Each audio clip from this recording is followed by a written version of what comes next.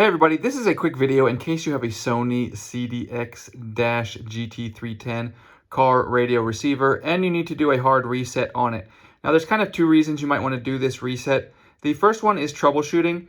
If you're having issues with this radio not connecting, or if it's malfunctioning in any kind of way, like the screen seems to be frozen or not responding, or anything like that where it's not working and you're trying to get it to work, a hard reset can fix a lot of those issues.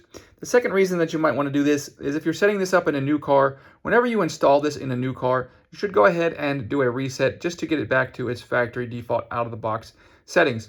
And it's real easy to do on this radio. Now you will need like a paper clip or just a pen or a pencil or something like that. You're just going to press the reset button, which is right behind the front panel. So all you need to do is come in. If you just kind of grab hold of this and kind of lift and pull away on the left side, you can pull the front panel off. And right about here, you'll see there's a small reset button that you can just press and hold for about a second, and that will reset this radio to its factory default settings.